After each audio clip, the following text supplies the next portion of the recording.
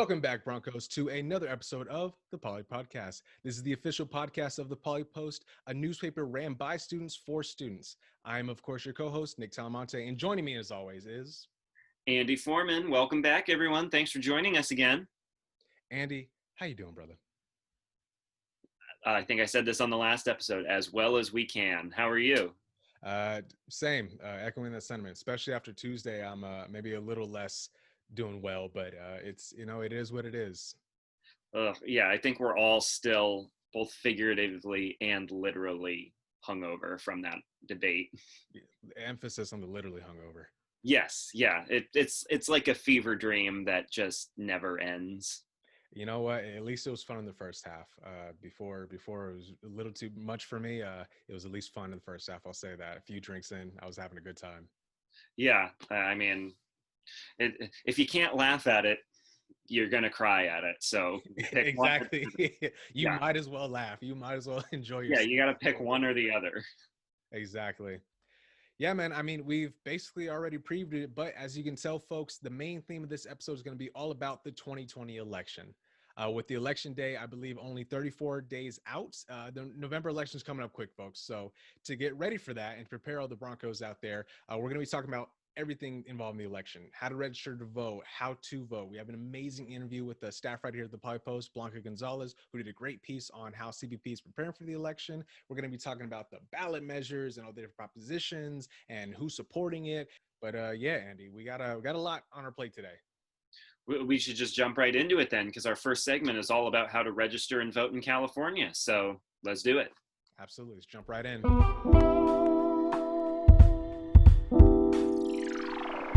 With the election only 34 days away, it's important that everyone participates in our democracy, not just for the presidency, but more importantly in your local elections, because that's where politics has a real immediate effect on your life. But before any of that, you have to know how to vote, and how to register, and where to go. So in case you don't know, we're here to explain to you how you can do all that, and it's that way you can be all set for November, Broncos. In terms of how to register, California offers voter registration online, by mail, and in person. Online voter registration, it's available at registertovote.california.gov. You can also request and complete a paper voter registration form, and you can mail that or hand deliver it to your county elections officials to register. And if you're registering online or in person, there's some things you'll need. First off, you'll need your California driver's license or California ID card. Second off, you'll need the last four digits of your social security number. And third, you'll just need your date of birth. Your information is provided to the DMV, and you can retrieve a copy of your DMV signature. If you don't have a California driver's license or California ID card, you can still use this form to apply to register to vote. You'll just need to take a few additional steps to complete your voter registration. You can register online to vote until Monday, October 19th, 2020. So some other important registration deadlines and things to consider is that if you're registering or re-registering less than 15 days before the election, you're going to need to fill out the same day voter registration process and request your ballot in person at the county elections office or whatever polling location you're using. So for more information on voter registration and voting locations, contact your local county election officials. So some other key deadlines and dates to remember is that registration deadlines for online ends on October 19th.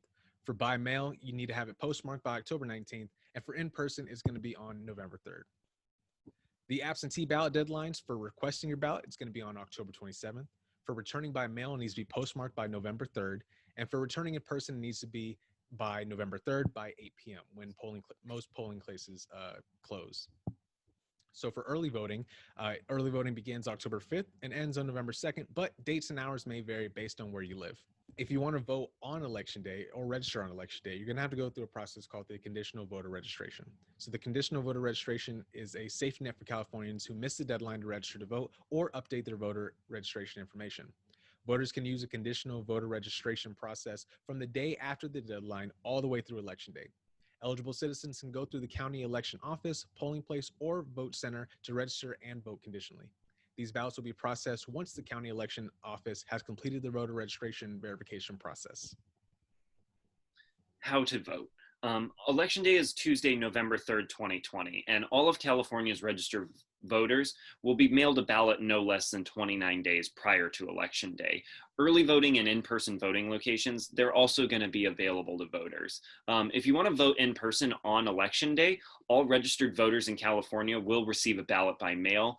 However, in-person voting locations will still be available to voters. You can find them online at the Secretary of State's My Voter Status tool. If you'd like to vote early in California, you can do that before Election day. The early voting period runs from Monday, October 5th, 2020 to Monday, November 2nd, 2020, but the dates and hours may vary based on where you live. The early voting and vote by mail drop-off locations, they also can be found on the Secretary of State's early voting website. What to bring? If you voted in California before, you don't need to show your ID. But if you're a first-time voter who's registered by mail and didn't include your driver's license number or a California ID number or the last 4 digits of your social security number on your registration, you may be asked to provide ID. There are a few acceptable forms, including a copy of a recent utility bill, the sample ballot booklet you received from your county election official's office, or another document sent to you by a government agency. You can also have a US passport, a driver's license, official state ID card, or even your Bronco ID. Voters without ID, if you can't provide ID, you'll be able to vote with a provisional ballot. So if you want to vote by mail, you want to make sure you fill out your ballot. After you have voted, insert your ballot in the envelope provided, making sure you completed all the required information on the envelope. You may return your voted ballot by mail, in person, or at a drop box.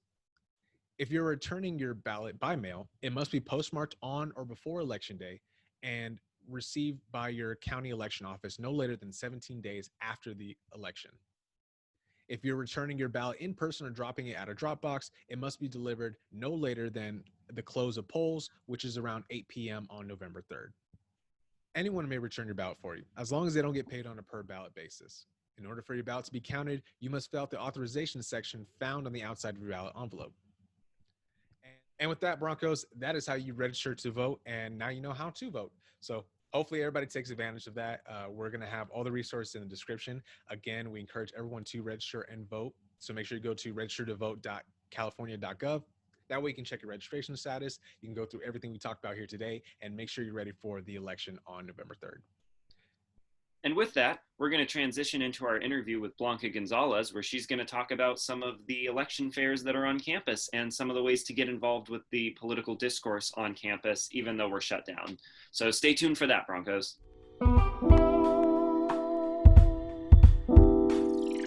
Welcome back, Broncos. Like we said at the top of the episode, we're going to be joined today by a special guest. And the guest this week is going to be none other than Blanca Gonzalez. She is a staff writer here at the Poly Post and the author of the amazing piece, which is one of the focuses of today's episode. Andy, take it away. If anybody's read Blanca's great piece, you'll know it's all about the election fair and how they're going to be holding it during the school shutdown. So Blanca, if you want to give us like a little bit of background first off about just who's involved and who's organizing it and who's behind this, that way we can jump in. If you want to just give us that background. Yeah, of course. So the people who are organizing the election fair is actually the California Center for Ethics and Policy. They're collaborating with ASI, and the director for the center is Alex Madva. He's part of the philosophy department. He's an associate professor at Poly Pomona, and they're also collaborating with ASI, and they have guests they're going to be having guests at the election fair, such as the League of Women Voters and NAACP. They'll all be there, and they'll also have groups and other organizations that either oppose or support each proposition and will help, give us more information on each proposition. That's really cool. Nice. It seems like it's a pretty diverse group of people that are holding this, and it sounds like it'll be really beneficial. Since obviously I mentioned and everyone knows we're in the middle of a school lockdown, how do you feel that the COVID-19 precautions will affect voter turnout? Do you think it will affect how people are showing up to the polls? I think it will. I think it mainly will affect how many older people, go to the actual polling places. But I think that I'm hoping that most people try to send in their ballots by mail, and just try to vote by mail if that's what they're the most comfortable with, which I know, you know, a lot of people will be. But overall, I'm hoping that everybody feels encouraged to vote, especially, you know, young people. We have a really big voice if we use it.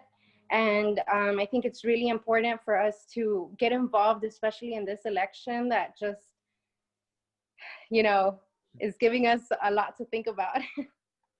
No, definitely. Definitely. It's pretty interesting that you mentioned mail-in voting. Do you think that the rate of mail-in voting is going to increase this election just because of everything that's going on in the world right now? I'm hoping that it does. Also because, you know, we need to support the post office.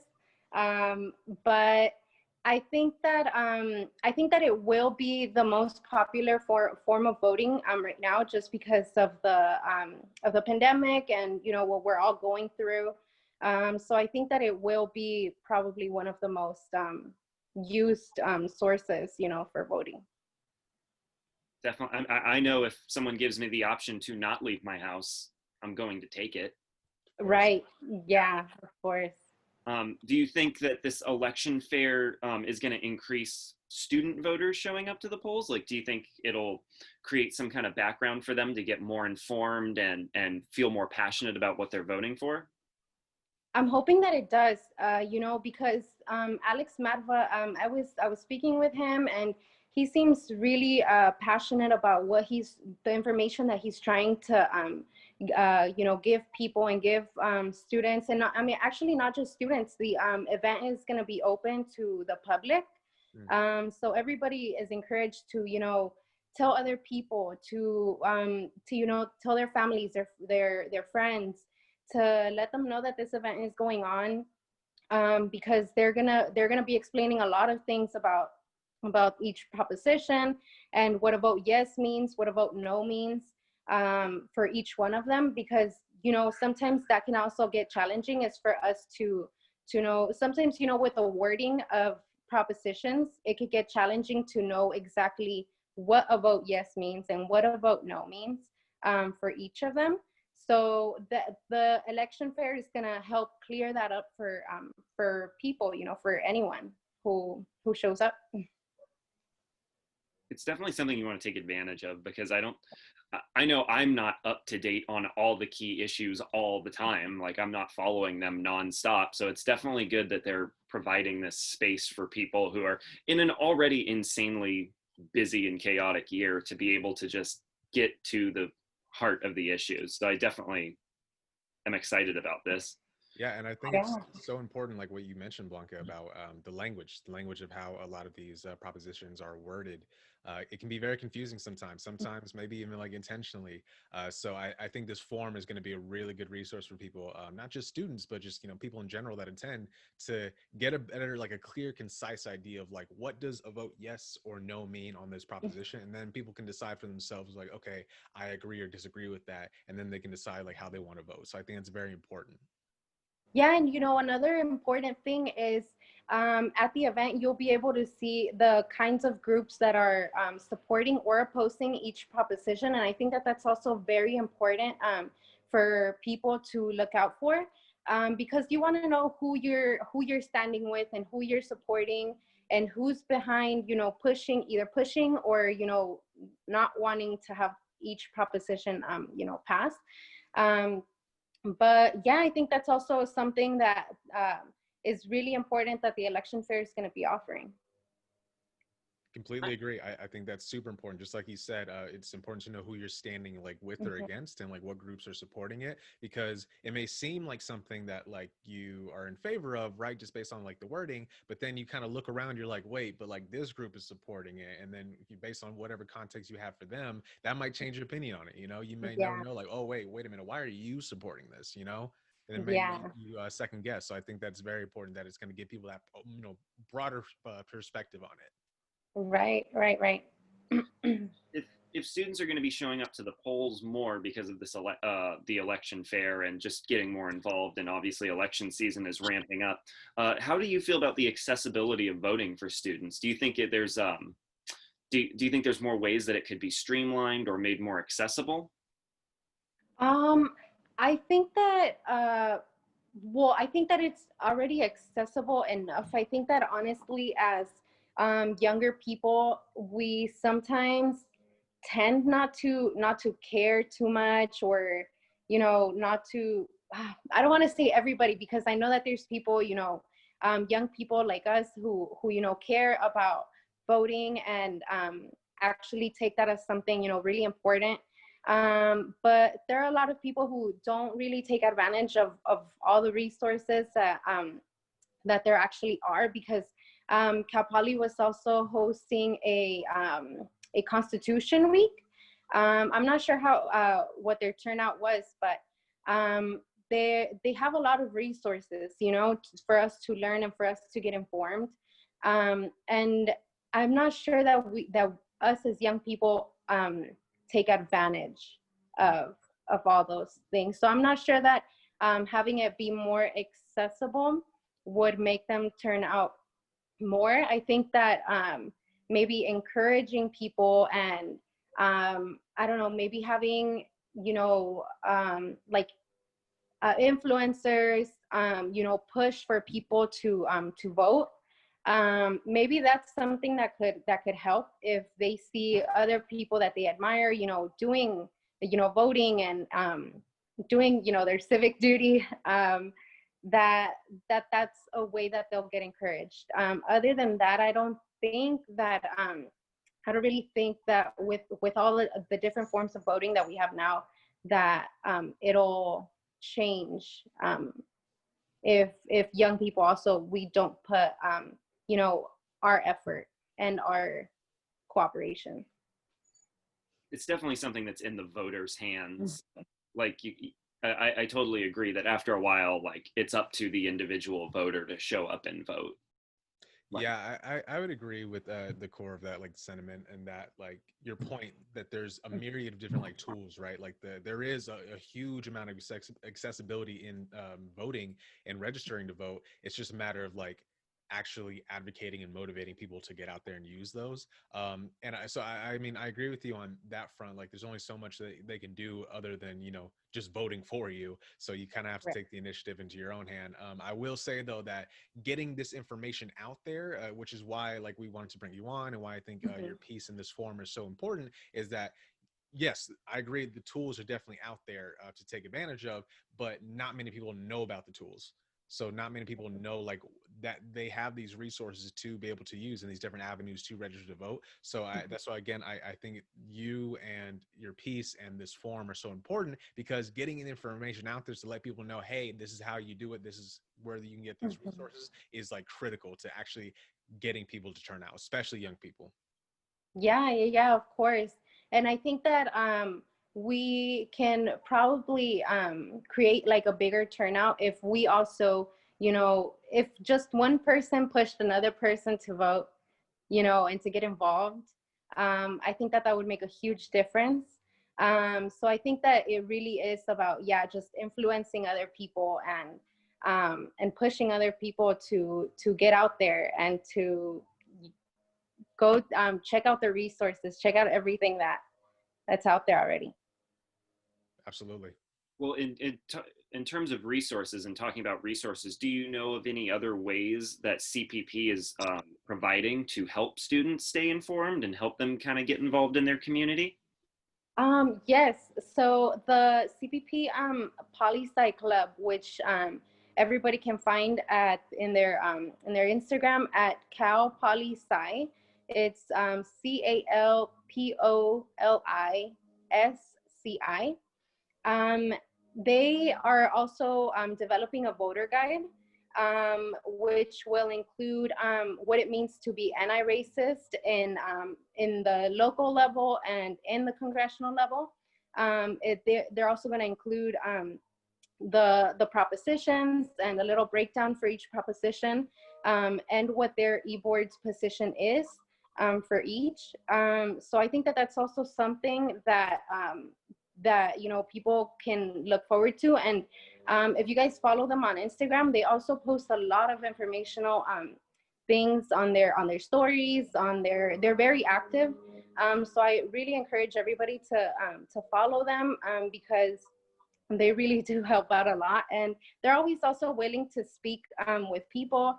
And the president, Natalie Hernandez, I believe her last name is, she's also very friendly, and she is very approachable, and she's willing to speak with anyone. And when I spoke with her, actually, she told me that that poli-sci students could be a very good resource to like if you have any questions about voter information and stuff like that, that she thinks poli-sci students on campus could be really good at explaining certain things. Nice. So in terms of like students still getting involved with political discourse and the political process, even though we're all on Zoom right now, you would say get involved through the clubs that are already established on campus? Yes, I would definitely tell them to do that. A lot of clubs are being extra present on through their Instagram or through their other social media pages. So I would say, start following clubs, start following, these people who are there to help us, and, they're resources that we also should take advantage of while we're at Cal Poly. So I think that's a great point, and it's actually really reassuring and nice to hear that the clubs are like staying active and staying involved online, even though everyone's going to be at home through Zoom. Is there like a resource that students can go to if they want to check out like what clubs are available? Like, would they go through like the Poly Sci department? Like, is there any way for people to get in touch with the various groups or to know about them? I think if they're looking for a list of clubs, Cal Poly Pomona has a list, an updated list, I believe it is, because it also tells you what clubs are active this quarter. This semester. They tell you which are active and which are non-active. But there's also a Cal Poly Republican student Instagram account. I couldn't find a Democratic one, and I believe that it's because they might not be active this semester. I'm not 100% sure about that since it's an election year. I would think that they're active, but I couldn't find their Instagram page either. So I'm thinking maybe they're not active. But there's a list, and you can search it up on the Cal Poly page. You can also search up political clubs on campus, stuff like that. And then definitely through the political science department, you can also go ahead and ask any of them if they know of any clubs that you can reach out to get more information, and stuff like that. Okay, perfect. And if I'm gonna go ahead and look for those links after the show, and we'll be sure to include that for students. That way, if they want to have that resource and that avenue to find these clubs, that they can. Okay, for sure. Yeah, I just can't look it up right now because it's on my phone and my internet is still gone. And no worries. I can attest to the following of clubs on campus. Like I followed a whole bunch of clubs over the summer on Instagram and stuff, and it really does help create a sense of community when we don't really. It's easy to not have one right now. Right. Yeah, that's true. I feel like everybody's, isolated, but trying to come together online. Yeah. And it's just crazy. It's just. I mean, hey, one upside to being online during an election season is now we don't have to avoid eye contact with solicitors as they stand in every area of campus. Yes. Pamphlets. Yeah, that's true. We can't avoid that. That's true. Yes, I would actually specifically bring a pair of sunglasses, even if it wasn't sunny, just so that I could wear it and I would not have to make eye contact with any of the solicitors. Headphones. I would put on my headphones. Yeah. Headphones in, sunglasses on, head straight ahead. Like headphones. Yeah. I'm looking forward with my headphones in, not playing any music. I'm just walking, just going to class. you will be weighed down with pamphlets if you engage with any of them. That is so true. That is so true. Do you guys? I don't know if you guys were there already, but there was a year at Cal Poly. I think it was maybe 2 years ago. That there was a guy standing in front of the library, and he was preaching about women should go back to the kitchen, and women should go back to you. Were you there? Yeah, I remember seeing that guy.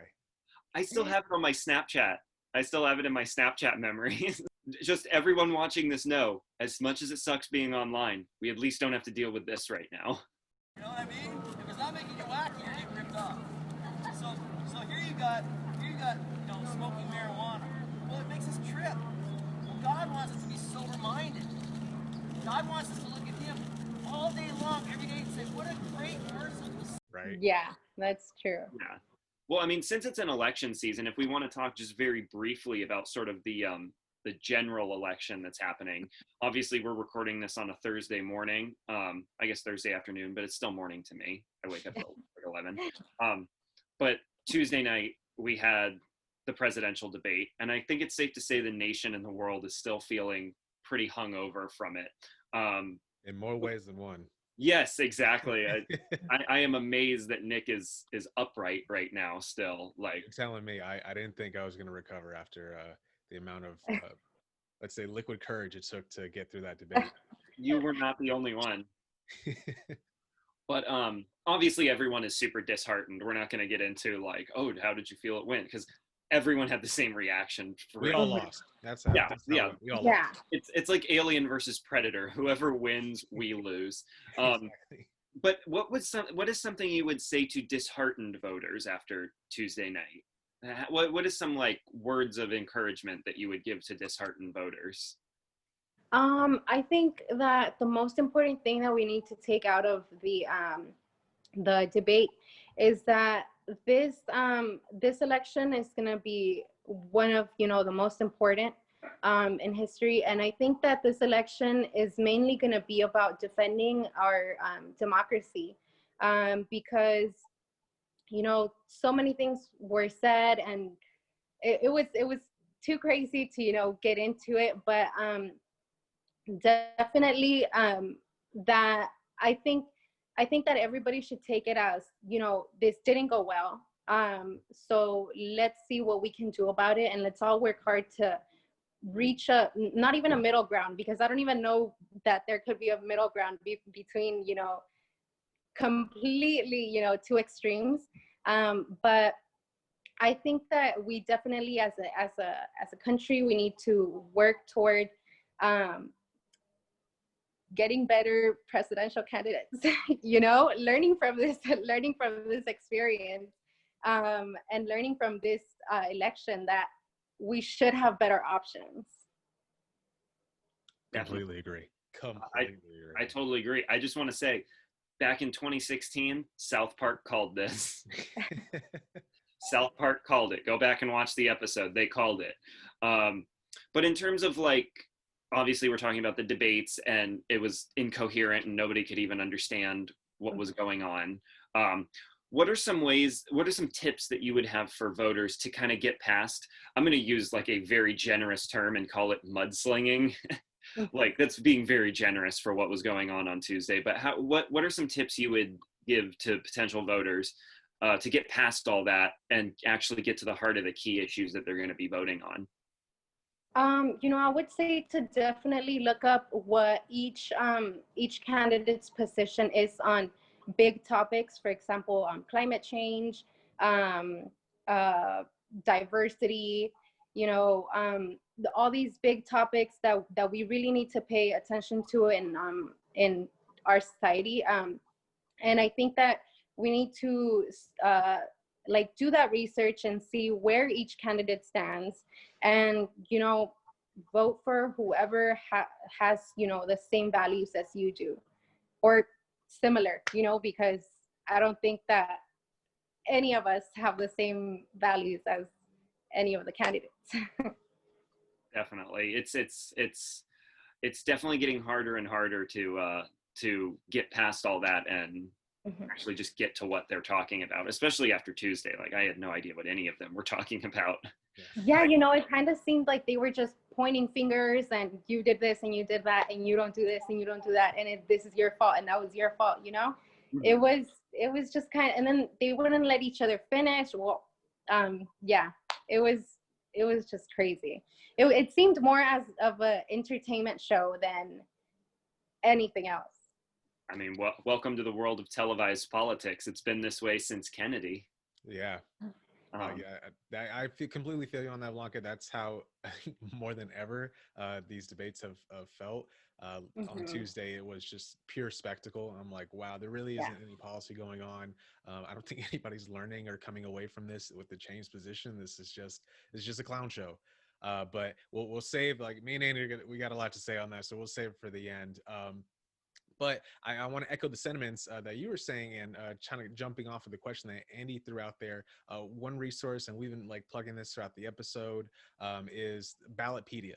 I think ballotpedia.org is a great resource for people to take advantage of in order to look up the ballots and like the propositions that are going to be on the ballot, but more broadly and specifically, you can look up different candidates, their position, their history. So just like you said, Blanca, encouraging people to go to the campaign sites for these candidates and then cross-referencing what they hold, like the positions they hold on that site with Ballotpedia to like look up, more details about it. So I think that's it's definitely something people should do, just like Andy said, to get past the mudslinging, to put it lightly. Yeah, of course. I guess since we're kind of getting into more of the election stuff, I just wanted to ask you, like, because you wrote the article and you talked to a couple of different sources and everything, what was the general vibe that you got from the campus community about the election coming up? Is it more disheartened? Is it encouraged? Is it, we're going to fight for what we want to do? Or is it just like what would you say the general vibe among the campus is about the election?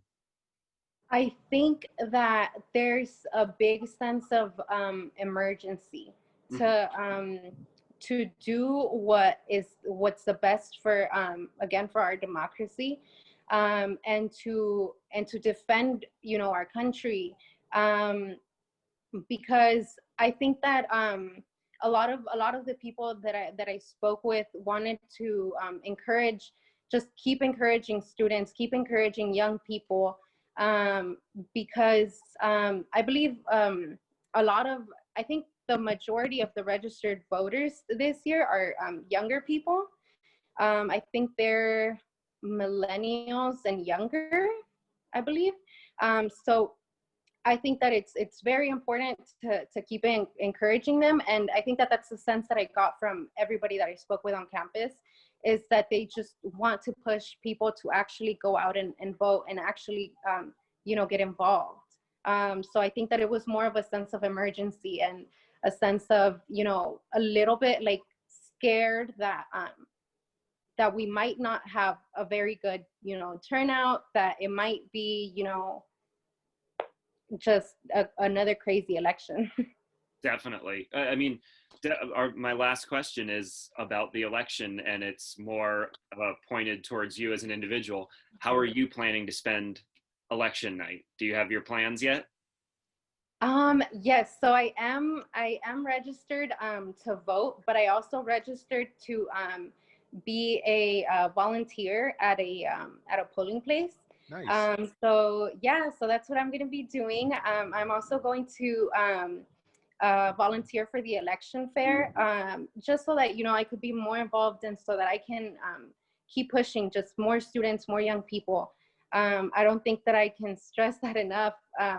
And I've been using also my social media platforms to encourage people, that hopefully, if there's anybody out there that any of my followers that I can at least push, just at least one, I think that it would make a difference. There's always a person who thinks that their vote won't make a difference, but it all comes, it all clusters together at the end of so many people who think that way. So I think that pushing people through different social media platforms and volunteering at these kinds of events are one of the ways that I can personally help, push more people out to vote. Beautifully said. That's amazing. I mean, you're doing amazing work. The fact that you're volunteering for both the fair and just helping out with polling places in general, I think that's amazing. You're doing far more in that regard than I am. I think I'm going to be spending election day drinking, no matter who wins. But I'm thankful there's people like you out there, Blanca, that are doing that extra work to help encourage people and advocating for people to register and vote. So we deeply appreciate that. And with that, we bring our interview to a close. Again, I want to thank you so much, Blanca, for joining us today. You were phenomenal. You were a great resource. And I encourage everybody to check out Blanca's piece, CPP Prepares for the 2020 Election, in the Poly Post. As always, you can find her there. You can follow her on Twitter. I'm going to have her handle up there on the screen again, so you can make sure you follow her to keep up with the latest and greatest news on her. And yeah, Blanca, thank you so much. Thank you guys. Thank you guys for having me. Thank you. Of course. And go out and vote. Absolutely. Absolutely. So thank you so much again, Blanca. We will catch you later. And with that, Broncos, we're going to move on to our next segment. Welcome back, everybody. So, Andy, before we move on, we've talked about a lot of things related to the election, right? We've talked about registering to vote, how to vote. We've talked to Blanca about all the ways the CPP is handling voting. But the one thing we didn't talk about during this election, and arguably one of the most important things, especially on a local level, is ballots. We haven't discussed that yet. In fact, we're going to jump into that right now, because here in California, we're going to have 12 ballots in November that all of us are going to vote on. And we technically had 13 for the year of 2020, but we've already voted on one of those back in March. So it's going to be 12 remaining propositions on the ballot. And during this segment, we're going to go ahead and jump in and talk about all the different ballots, what they mean, what a yes and vote means for them, and give us some kind of inside baseball and background on like who's supporting it and how much money they spent on these propositions so far. So Andy, why don't you start us off? So Proposition 14 issues $5.5 billion in bonds for State Stem Cell Research Institute.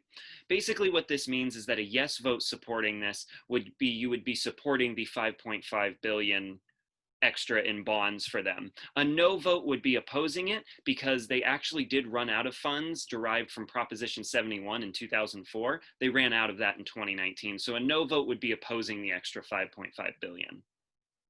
All right, and then moving on to Proposition 15, it's going to require commercial and industrial properties to be taxed based on market value and dedicates revenue. So a yes vote is going to support this. It's going to support a constitutional amendment that's going to require commercial and industrial properties, except for those that are zoned as commercial agriculture, to be taxed based on market value rather than the purchase price. While if you oppose that amendment, it's going to continue to run as it is right now, which is that taxed commercial and industrial properties are based on the property's purchase price, with increases annually to the rate of inflation, or at 2%, whichever one is lower. So Proposition 16 concerns affirmative action, and it repeals Proposition 209 from 1996, which states that the state cannot discriminate or grant preferential treatment based on race, sex, color, ethnicity, or national origin in public employment, education, or contracting. So basically, if you're voting yes on this, you're voting to repeal the affirmative action proposition. And if you were voting no, you would be opposing repealing it, which would continue to bar the state from discriminating against anybody for race, sex, color, ethnicity, or national origin. Within like public employment, education, or contracting. So like government jobs, basically. Yes. All right, and then moving on to Proposition 17, it restores the right to vote to people convicted of felonies who are on parole. So a yes vote supports this constitutional amendment that allows people that are on parole with felony convictions to be able to vote again. Whereas if you vote no, then it stays as it is right now, which bars convicts, or at least people who are convicted of felonies, from being able to vote. So it restores their voting rights if you support it, or it keeps them locked out if you don't support it. Proposition 18 is actually going to allow 17-year-olds who will be 18 at the time of the next general election to vote in primaries and special elections.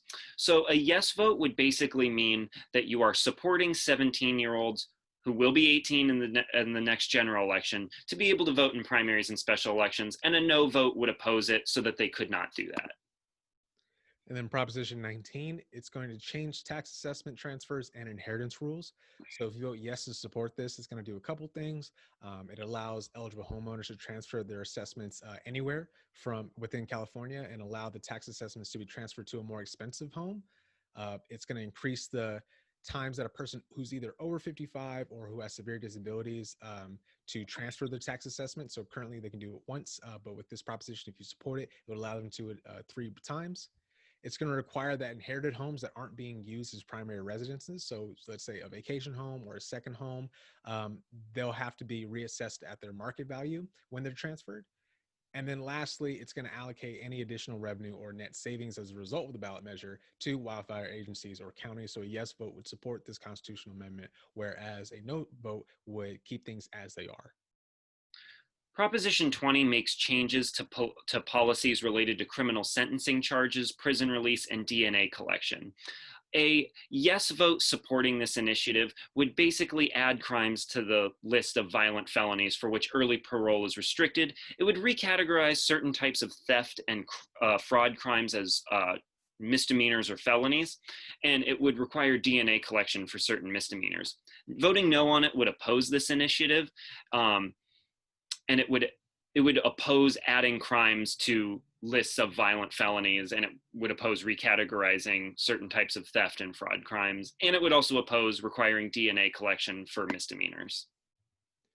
And then Proposition 21, it's going to expand local government's power to use rent control. So a yes vote supports this ballot initiative and allows the local governments to enact rent control on housing that was first occupied over 15 years ago, with the exception of landlords who own no more than 2 homes within district title or subdivided interest. So a yes vote supports rent control, allowing local governments to enact that, while a no vote opposes this ballot initiative and allows them to continue to prohibit rent control in housing that was first occupied after February 1st, 1995, and in housing units with distinct titles, such as like a single family home. Proposition 22 is actually going to consider app-based drivers to be independent contractors and enact several labor policies relating to app-based companies. If you voted yes on this proposition, you're basically supporting the ballot initiative to define these app-based transportation, these rideshare apps and delivery drivers as independent contractors, and it would adopt labor and wage policies specific to app-based companies for drivers. A no vote opposes this ballot initiative, and it basically means that the California Assembly Bill 5 could be used to decide whether app-based drivers are employees or independent contractors. Absolutely. And we'll get into that one specifically because there's a lot going on with that as far as the independent contractors and the worker kind of divide is concerned, but we'll get into that later. So moving on to Proposition 23, it's going to require physicians to be on site at dialysis clinics, and it's going to require the need for consent from the state for a clinic to be closed. So a yes vote supports the initiative, and it requires chronic dialysis clinics to have an on-site physician while patients are being treated, to report on data, related to dialysis related infections, and to obtain consent from the state health department before closing a clinic, as well as not discriminate against patients based on the source of payment for care, while a no vote opposes all of these changes. Proposition 24 expands the provisions of the California Consumer Privacy Act, or the CCPA, and it creates the California Privacy Protection Agency to implement and enforce the CCPA. A yes vote supporting Proposition 24 basically means that you're supporting expanding the state's consumer data privacy laws, including allowing consumers to direct businesses to not share their personal information, remove the time period in which businesses can fix violations before being penalized, and create the Privacy Protection Agency to enforce the state's consumer data privacy laws. A no vote opposes this ballot initiative to expand the state's consumer data privacy laws, and it also opposes creating the PPA. All right. And lastly, Proposition 25. It's going to replace cash bail with risk assessment for suspects awaiting trial. So a yes vote is to uphold the contested legislation, Senate Bill 10 or SB 10, which would replace cash bail with risk assessment for detained suspects awaiting trials, while a no vote is to repeal the contested legislation, SB 10, thus keeping in place the use of cash bail for detained suspects awaiting their trials. So with all that out the way, I thought it'd be interesting we took a closer look at each ballot measure And we took a look to see, who's supporting it, who's supporting what, and how much money is being raised either to support or oppose the different initiatives. So starting off with ballot measure 14, the support contributions were going to be about 9 million, while the opposing contributions are 0. And notable supporters of the bill are going to be Robert N. Klein II. He's a real estate investor and a stem cell research advocate. He was the largest donor. He contributed 3.63 million. Klein is also the chairman of the Californians for Stem Cell Research, Treatment, and Cures. He was the first chairperson of the California Institute of Regenerative Medicine. He was the chief author of the Proposition 71 back in 2004, and he's the leader of the campaign behind Proposition 74. And for those that don't know, Proposition 74 allowed stem cell research to be conducted here in California. California Proposition 15 has raised around $43 million in support and $30 million in opposition. Its supporters include Bernie Sanders, Elizabeth Warren, Joe Biden, Kamala Harris, Governor Gavin Newsom, and LA Mayor Eric Garcetti. The opposition includes former LA Mayor Antonio Villaraigosa and various pro-business organizations and corporations such as Amerco and Paramount. All right, so moving on to Proposition 16. So in support, they raised about 12 million, whereas the opposition raised about close to $1 million. And supporters include essentially the entire Democratic Party, including Senator Dianne Feinstein, Representative Barbara Lee, and all the aforementioned Democrats that Andy just mentioned, along with the various organizations, including Kaiser Permanente, the ACLU of California, the California Teachers Union, and the Anti-Defamation League. While opposition included Representative Ling Ling Chang and State Senator Melissa Mendez, it also includes Ward Connerly, who's the chairperson of the campaign behind the original California Prop 209, which was approved back in 1996. And it was the first electoral test of affirmative action here in North America. So that's pretty crazy. And the organizations such as the American Civil Rights Institute also oppose it. California Prop 17 has raised almost $600,000 in support and has no contributions in opposition. The support is the Democratic Party, the ACLU of California, and the League of Women Voters of California. All right, and moving on to Prop 18, it's raised about $350,000 in support with no money raised in opposition, and its most notable supporter is the current California Secretary of State, Alex Padilla. California Prop 19 has raised about $36 million in support and about $45,000 in opposition. Governor Gavin Newsom and California State Treasurer Fiona Ma, various unions such as the California Nurses Association, and organizations such as the California Association of Realtors are all supporters. And moving on to Prop 20, it's raised about $4 million in support, but it's also raised about $5 million in opposition.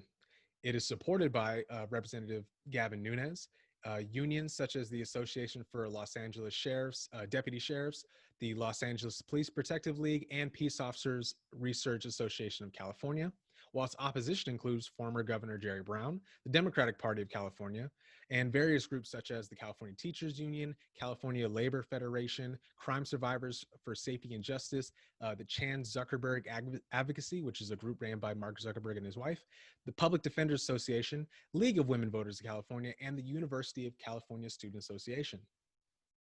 California Prop 21 has raised about $24 million in support and about $41 million in opposition. Its support comes from Bernie Sanders, Representative Maxine Waters, Michael Weinstein, who is the president of the AIDS Healthcare Foundation, the California Democratic Party, and groups such as the AIDS Healthcare Foundation, the Democratic Socialists of America, Eviction Defense Network, Los Angeles Tenants Union, and the SEIU California State Council. Opposition comes from Governor Gavin Newsom and unions such as the California State Association of Electrical Workers, the California Conference of Carpenters, corporations such as the Essex Property Trust Incorporated, and Prometheus Real Estate Group Incorporated. Opposition includes groups such as California Council for Affordable Housing, California Chamber of Commerce, and the California Taxpayers Association. All right, and moving on to one of the most contentious and controversial ballot measures is going to be Prop 22. So in support, Prop 22 has raised $184 million, roughly $184 million. And 5 days after Governor Newsom signed Assembly Bill 5 into law on September 23rd, 2020, the Yes on Proposition 22 campaign group received 184.3 million, which is the most funds that an initiative campaign has ever raised in California, not adjusted for inflation. Uber contributed 50 million, Lyft provided 48 million, DoorDash contributed 47 million, Instacart provided 28 million, and Postmates provided 11 million. Now, in opposition to Prop 22, there's been about $10 million raised. The campaign No on Proposition 22 received about 10.7 million. The International Brotherhood of Teamsters, the SEIU, United Healthcare Workers West, the Service Employees International Union, United Food and Commercial Workers Local 770, and United Food and Commercial Workers Western State Issues PAC, all labor unions or union affiliated committees were the top 5 donors of the No on Prop 22. Now, supporters are the following corporations for Prop 22, and these are the major pushers of this proposition. It was Uber, Lyft, DoorDash, Instacart, Postmates, as well as unions like the California Police Chiefs Association and California State Sheriffs Association. While the opposition include Joe Biden, Kamala Harris, Elizabeth Warren, as well as unions such as the California Labor Federation, the California State Council of Laborers, California Teachers Association, the SEIU California State Council, Unite Here, United Food and Commercial Workers Western State Council, and the group Gig Workers Rising. California Proposition 23 has raised about $6 million in support and has actually raised about $93 million in opposition. The support comes from the Service Employees International Union, United Healthcare Workers West, and the opponents include corporations such as DaVita Incorporated and organizations such as AMVETS, Department of California, and California Medical Association. Moving on to California Prop 24, about $5 million has been raised in support, while only about $48,000 has been raised in opposition. Supporters include Representative Ro Khanna and former presidential candidate Andrew Yang, along with unions such as California Professional Firefighters and American Federation of State, County, and Municipal Employees, and organizations such as Consumer Watchdog and Common Sense, while opposition includes Dolores Herrera, co-founder of the United Farm Workers, California Nurses Association, and groups such as the ACLU of California, Consumer Action, Consumer Federation of California, and the League of Women Voters of California. California Prop 25 has raised about $8 million in support and about $9 million in opposition. The support comes from the California Democratic Party, along with prominent Democrats such as Representatives Karen Bass, Ted Lieu, and Governor Gavin Newsom, along with groups such as the California Teachers Association, Action Now Initiative, League of Women Voters of California, California Medical Association, and Next Gen California. Opposition for this proposition comes from groups such as the American Bail Coalition, California Bail Agents Association, California NAACP State Conference, Crime Victims United of California, and Howard Jarvis Taxpayers Association. And yeah, that's just a little bit behind the scenes so that you have even more information about who's supporting what, how much money is being raised in support or opposition of these different ballot measures. And if you want to check out all the details, because we've only given you a tiny glimpse of it, if you want to check out all the details and read up on all these ballot measures for yourself, which we highly encourage, then a great resource and what we use primarily for our research here is going to be ballotpedia.org. So go to that site. We're going to have it up on the screen right now. Ballotpedia.org is a great site that allows you to research in a nonpartisan way all the information, all the facts, and all the sources, most importantly, about anything that you want to know.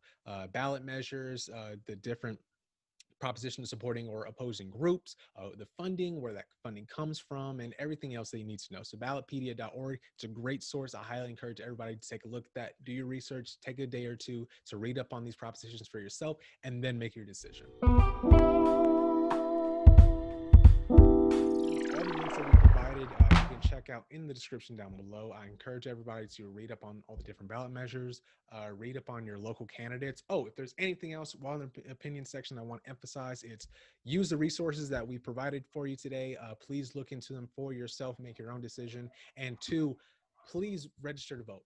All right. Regardless, I don't really care, honestly, how you feel about the presidential election. That is your decision. It's up to you. But local politics matters. Okay. Local politics actually affects you, actually has a meaningful impact and material impact on your life. So please read up, research your local politics, get involved with that, vote on local measures.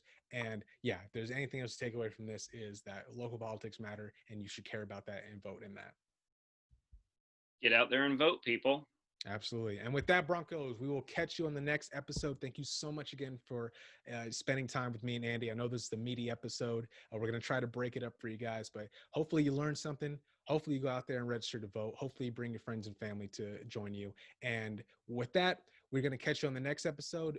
Be sure to check out all those links. Follow me and Andy on Twitter, and we'll see you on the next one. Bye, everyone. Take care.